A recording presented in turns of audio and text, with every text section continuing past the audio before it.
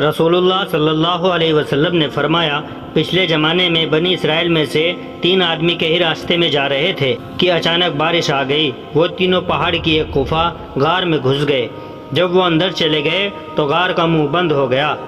اب تینوں آپس میں یوں کہنے لگے کہ اللہ کی قسم، ہمیں اس مصیبت سے اب تو صرف سچائی ہی نجات دلائے گی۔ بہتر یہ ہے کہ اب ہر شخص اپنے کسی ایسے عمل کو بیان کر کے دعا کرے جس کے بارے میں اسے یقین ہو کہ وہ خالص اللہ کی رضامندی کے لیے کیا تھا۔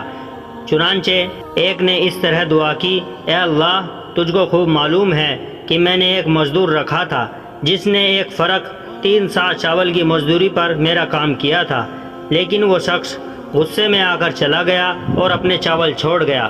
پھر میں نے اس 1 فرق چاول کو لیا اور اس کی کاشت کی۔ اس سے اتنا کچھ ہو گیا کہ میں نے پیداوار میں سے گائے بیل خرید لیے۔ اس کے بہت دن بعد وہی شخص مجھ سے اپنی مزدوری مانگنے آیا۔ میں نے کہا کہ یہ گائے بیل کھڑے ہیں، ان کو لے جا۔ اس نے کہا کہ میرا تو صرف 1 فرق چاول تم پر ہونا چاہیے تھا۔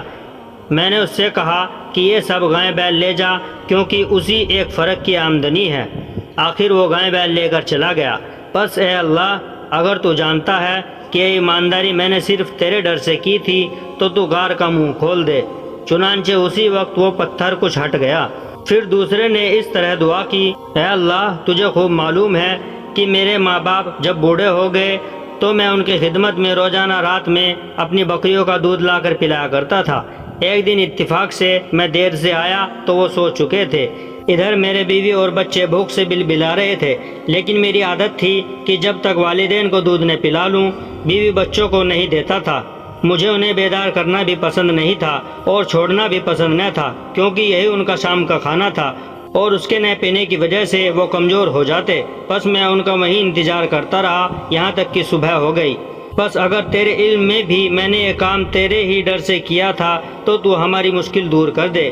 اس وقت وہ پتھر کچھ اور ہٹ گیا اور اب آسمان نظر آنے لگا۔ پھر تیسرے شخص نے دعا کی، اے اللہ، میری ایک چچا زاد بہن تھی جو مجھے بہت زیادہ محبوب تھی۔ میں نے ایک بار اس سے صحبت کرنی چاہی، اس نے انکار کر دیا، مگر اس شرط پر وہ تیار ہوئی کہ میں اسے 100 اشرفے لا کر دے دوں۔ میں نے یہ رقم حاصل کرنے کے لیے کوشش کی۔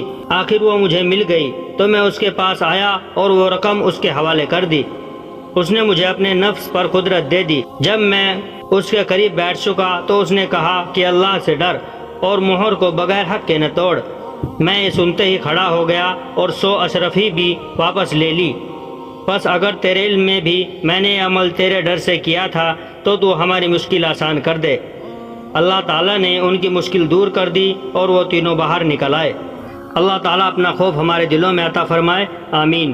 پیارے دوستو، ویڈیو اگر اچھی لگی ہو تو دل سے لائک اور شیئر کیجئے اور ہمارے چینل اسلام میں نور کو ضرور سبسکرائب کر لیں۔